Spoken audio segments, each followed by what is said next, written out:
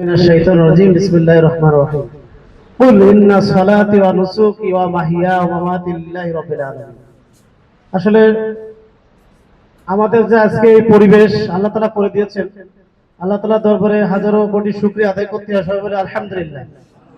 কারণ কি আমাদের 5ই আগস্টের আগে যে পরিবেশ ছিল, পরের যে পরিবেশ একটা পরিবেশ, আর 12 তারিখের পরে আজকে যে আমরা এই প্রোগ্রাম করতে পারছি এজন্য আবারও শুকরিয়া আদায় করতে আলহামদুলিল্লাহ।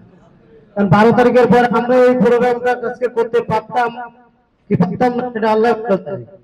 12 তারিখের পরে আমাদের এই খুলনা শহরে এই দুইতে আমরা হুমকির মুখে পড়তাম, তো এই কলেজে এভাবে পরিবেশে কিন্তু আমাদের প্রোগ্রাম করাটা আমাদের পক্ষে সম্ভব হয়তো না। ইতিমধ্যে আমরা কালকে রাত্রেও এখানে আমাদের যে প্রোগ্রাম আমরা আয়োজন করছি অনেক সমালোচনা চলছে, তো এটাও শুকরিয়া যে আল্লাহ তাআলা প্রোগ্রাম করতে দিয়েছেন। তো আমি আসলে একটি আয়াতই তেলাওয়াত করছি যে কুল ইন্না সালাতি, নিশ্চয় আমার নামাজ, আমার কুরবানি, আমার জীবন, আমার মৃত্যু সবকিছু কার হাতে? আল্লাহর হাতে। কিন্তু আজকে যারা আমরা এখানে সময় দিয়েছি, এই যে সময়ের কোরবানি, এটা খুবই বড় পাওয়া। কারণ অনেকে কিন্তু অনেক কাজের কারণে, অনেক কাজের দিয়ে বিভিন্ন কারণে তারা কিন্তু এখানে আজকে উপস্থিত হতে পারে নাই।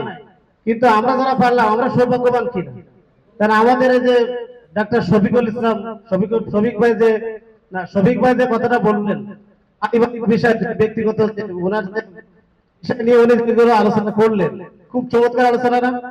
কারণ আমাদের একটা জামা আমরা যখন গায়ে দিই, 3 দিন যখন গায়ে দিই তখন এটা ময়লা লেগে যায় কিনা, তখন আমরা পরিষ্কার করে কিন্তু আবার গায়ে দেওয়া লাগে।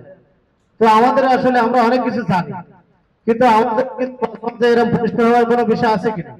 আমরা আজকের ক্ষেত্রে যে আলোচনা শুনলাম, আমাদের এগুলো বাস্তব জীবনে আমরা কাজে লাগাতে পারবো না? অবশ্যই ইনশাআল্লাহ আমরা কিন্তু বাস্তব জীবনে এগুলো কাজে লাগাবো। তো সকলের কাছে আমার আহ্বান যে আসলে যদি আমরা সবাই করে নিই আল্লাহর এই দিনের পথে, তার দাওয়াত এই সম্পর্কের পথে যদি আমরা সবাই করে নিই তাহলে আল্লাহ অবশ্যই আমাদেরকে সবাই করে দেবে। তো সেভাবে আল্লাহ তাআলা আমাদেরকে সবাই করে এই দিনী সংগঠনকে আরো এগিয়ে নিয়ে সারা বাংলাদেশকে যখন আমরা ইসলামী করতলে এনে ন্যায় ইনসাফ ভিত্তিক সমাজ গঠন করতে পারি, সে আল্লাহ তাআলা দান করুক সকলে। আমিন। আসসালামু আলাইকুম।